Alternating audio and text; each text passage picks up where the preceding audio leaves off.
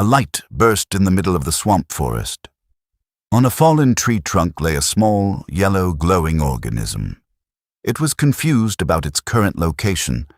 The last thing it remembered was scrolling through his phone, reading manga in bed, before unknowingly falling asleep. He tried to shout, even though he had no mouth. After thinking it through, he concluded that he might have died suddenly and come to another world. Instead of panicking further, he accepted reality and decided to examine his surroundings and think about survival. He called out again, hoping someone would hear him. No one answered. The only response was a pair of red eyes staring from the darkness, which made him decide to stay quiet. He began scanning his surroundings. There were bugs and miasma everywhere, thick and humid like the peak of a rainy season. Strangely, despite the environment, he felt happy and comfortable. Still, he suppressed that feeling. He did not yet know what kind of creature he had reincarnated into. He only felt like a lump. Something appeared before him, a system window displaying his information. He was horrified. He had reincarnated as a slime mold. His HP was decreasing, and he would die if he did not eat soon. He searched for anything edible. Then he noticed one of his traits, decomposer. Since he was a slime, he knew slime molds were decomposers that could consume wood. Without hesitation, he focused on the fallen tree.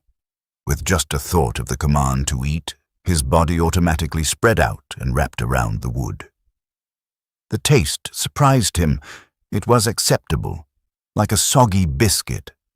After 15 minutes, he had grown larger and covered a greater portion of the trunk. He felt full, leveled up, and received a notification that he could not gain experience from decomposing dead wood for an hour. He also gained one skill enhancement. He had 2 skills, decompose and pulsation. He understood decompose, but pulsation confused him. He even wondered if advertisements existed in this new world. Curious, he chose to enhance pulsation. After enhancement, knowledge flowed into him. Pulsation meant making the protoplasm, the living gel-like substance inside him, flow back and forth to achieve displacement. Simply activating the skill transmitted the knowledge directly into his mind, even though he did not have a brain. Since wood would no longer grant experience for the time being, he decided to explore. He was amazed that his body could change shape according to his will. Upon reaching the ground, he saw a mushroom. As he moved toward it, he thought that humans would end up in a coffin if they ate random things. But as a slime mold, his instinct told him it was a delicacy. Though he moved slowly, he searched for the shortest path and scooted forward. Slime mold trivia. Even though slime molds move slowly, they can find the fastest route through complex mazes. In an experiment simulating the Tokyo subway system, a slime mold recreated the efficient layout in 26 hours, a design that took human engineers 10 years to plan. He finally reached the mushroom, which was large compared to his body. He wrapped around it and began to eat. Suddenly, the scene shifted into something like a dating simulation. A man stood proudly, saying he was happy to finally meet Pure Little Mushroom after dating online. The pink-haired figure sitting before him asked if he was Tough Guy Bang Bang. He confirmed with pride. The pink-haired woman was revealed to be the mushroom and invited him closer. The slime mold shouted that he had been scammed by a toxic woman. Back in reality, his HP dropped rapidly. He had been poisoned. He detached himself and retreated to the tree roots. A notification appeared. No experience gained from failed decomposition. Poison status cleared. Vitality reduced to 17 due to lost body mass. He returned to the dead tree, consumed it for 15 minutes, and restored his vitality. He declared that he was back, full of life. Then he descended again. This time, he planned carefully. He would decompose the poisonous mushroom little by little, detach before the poison overwhelmed him, regenerate on the dead tree, and repeat the process. He named it Project Move Mountain. and as long as there is enough time, he believes that he can take it down.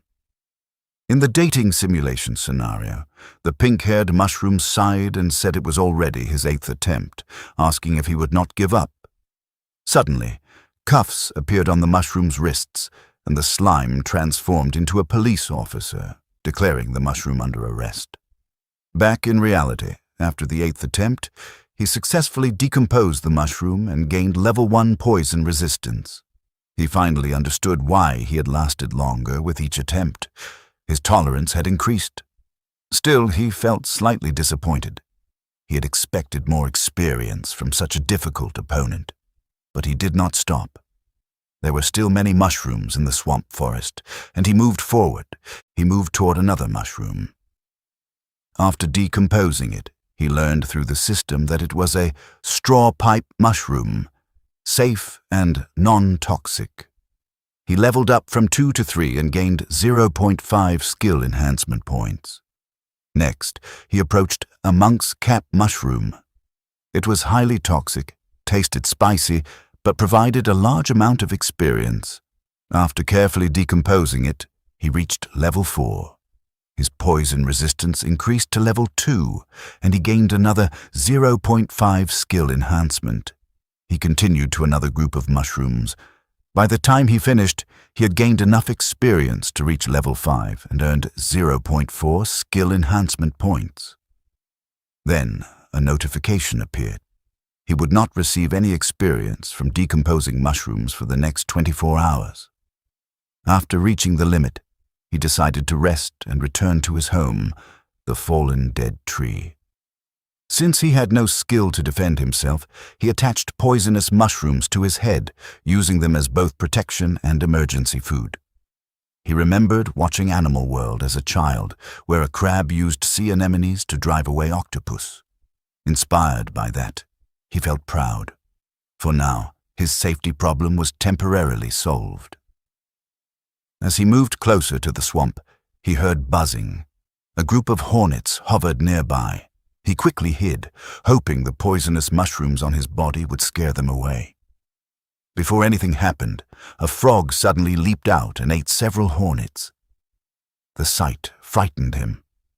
The remaining hornets attacked the frog, stinging and biting its skin. Although the frog was strong individually, the swarm made up for the difference in numbers. The slime mold watched carefully. If both sides injured each other, he hoped to collect some monster scraps. Logically, decomposing monsters should grant far more experience than mushrooms or dead wood. The frog seemed overwhelmed at first. Then it used empowered tongue. Its tongue shot out, trapping the hornets all at once before pulling them into its mouth. But something even more terrifying approached. At first, he thought it was a snake, his nemesis. Instead, it was the tail of a massive red bird. The bird landed nearby and noticed the slime mold. The slime mold stopped resisting. He almost offered himself up, accepting his fate. But after staring at him for a moment, the bird simply flew away. The wind from its wings alone dealt 30 damage to him. Fortunately, he survived. That night, back at the dead tree where he first awakened, the slime mold trembled. He realized he stood at the very bottom of the food chain. Perhaps the only reason the bird ignored him was because the gap in the food chain was too wide. Maybe he was not even considered food. After all, he was merely a decomposer. Even though he had leveled up 4 times in one night, he was still a small and fragile creature. He wondered how a slime could survive and rise in the coming days. After all the decomposing he had done, exhaustion overwhelmed him. Part of him still hoped that everything was just a dream and that he would wake up wrapped in his blanket. The next morning, a green substance dripped slowly from a mushroom. A drop of green substance fell onto the slime mold. His life decreased by 1 point, and the sudden pain woke him up. Shocked and hurt, he reacted on instinct. He jumped, and at that very moment, he acquired a new skill. Burst. A skill that could instantly generate a powerful thrust. After landing, he saw the source of the attack. A snail was eating one of the mushrooms he had used to cover himself. The snail sprayed green liquid onto the mushroom, melting it before calmly consuming it.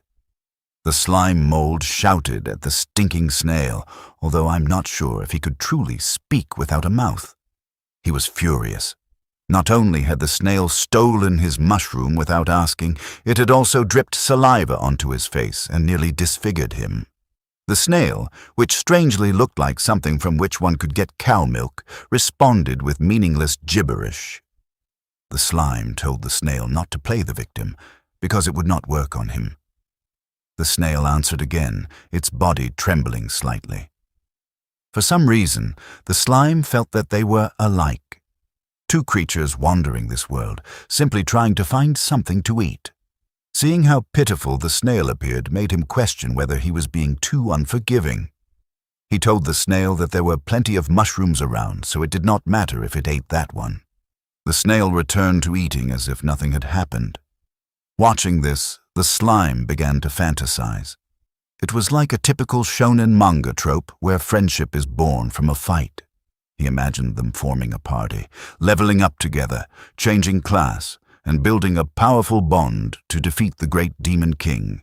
He convinced himself that having a companion was the right way to survive and grow stronger in this new world. He tried to communicate, proposing that they form a team and look out for one another. He even promised the snail would always have enough mushrooms to eat. The snail tilted its head and replied with more gibberish. Then it attacked. The snail bit into him and began eating. Pain spread through his body as he received damage. In that moment, he accepted a harsh truth. Monsters in this world did not care about feelings. There were no friendships, only eating or being eaten. He fled as quickly as he could while the snail chewed. Despite its pitiful appearance, the snail was far stronger than he was. The snail noticed him escaping and began to chase him. In desperation, the slime used his remaining skill points to level up pulsation, which increased his speed, at least from his own perspective.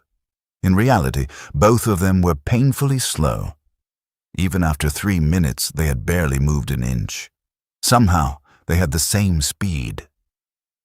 The snail spat green acid again. The liquid hit the slime, slicing him in half. His consciousness remained in the larger half of his body. He watched in horror as the snail devoured the smaller half, giving him a brief chance to escape. But the snail finished quickly and resumed the chase. Thinking fast, the slime grabbed a pointy mushroom. Just as the snail was about to eat him, he thrust the mushroom deep into its mouth. The snail tried to shake it off, but soon collapsed onto the ground. A notification appeared. He gained experience and leveled up to level 6. Relief filled him. His plan had worked. He realized that the snail always spat acid to dissolve mushrooms before eating them. That meant it likely did not have poison resistance itself. He burst into laughter after defeating his first monster in this new world. He felt excited and wondered what kind of surprise he would get from decomposing it. However, when he looked at the snail's slimy body, he felt disgusted. The texture was unpleasant. Still, meat was meat. He decided to decompose the snail. The moment he tasted it, he was shocked. It was terrible, too salty and sour, with a texture like thick snot. It was so disgusting that he thought he might die from it. For a moment, he considered throwing it away, but that would waste the prize he had risked his life to obtain. If he did not grow stronger soon, he would lose everything. He did not have the right to be a picky eater. He told himself that he could either die or endure it. With all his courage, he closed his eyes and pinched his nose, even though he did not have one. Then he swallowed it in one gulp. After some time, he finished eating and spat out the snail's outer shell. He gained experience and leveled up to level 7. The system said his optimal state was restored, but he still felt worse than before. He checked his skills. Decomposition was for eating. Pulsation was for running away. Poison resistance was for enduring damage. Burst was also for escaping. He threw a tantrum because he did not have a single skill meant for attacking. Still, he knew complaining was useless. He had not even chosen to become a slime mold. Even if he had an attack skill, he was not strong enough to challenge powerful enemies. He upgraded pulsation to level 4 and tested it. He confirmed that he was faster. He could now move at 20 centimeters per second, which was about 0.78 kilometers per hour. He called it weak and felt like crying. 1 week later, he remained in his territory around the dead tree. It was safe, but his resources were almost gone. He had only enough to level up 2 more times. After understanding his physical characteristics, he decided it was time to find a new base. Before leaving, he prepared to resupply. He used a skill called search by flattening his body and spreading out his veins. This allowed him to move in multiple directions at the same time. The higher his HP, the more cytoplasm he had, and the wider his exploration range became. After mastering body control, he learned to store items inside himself and decompose materials while exploring. It was very efficient. He stored mushrooms such as white fungus and small straw mushrooms. He also decomposed some and gained experience. Suddenly, he received a notification that a target could not be decomposed, and he took slight damage. He recognized the situation. It was another snail. An acid liquor struck him, causing minor damage. Thanks to his increased speed, he managed to dodge the attack. He noticed this snail was much faster than the previous one. Even so, he felt confident it would not hit him again. Another splash of acid struck him, and the snail slowly approached him, thinking he had already won. The slime mold quickly stuffed a poisonous mushroom into the snail's mouth. He continued the same strategy, only allowing himself to be hit on purpose when necessary. Now that he understood the snail's weakness, defeating it became easy. This was the difference in their intelligence. After the snail consumed the poisonous mushroom and collapsed, he decomposed it and gained enough experience to reach level 10. Although he still felt uncomfortable eating snail meat, he could not deny that it gave a large amount of experience points. He continued searching for a new base. Soon, he sensed something approaching. He thought it was another snail and challenged it to come out. Instead, a blade-legged centipede appeared. It stood tall before him, showing off its sharp blade legs. He panicked. It looked too dangerous. The centipede moved closer. In fear, he swung the poisonous mushrooms he carried and shouted for it to stay back.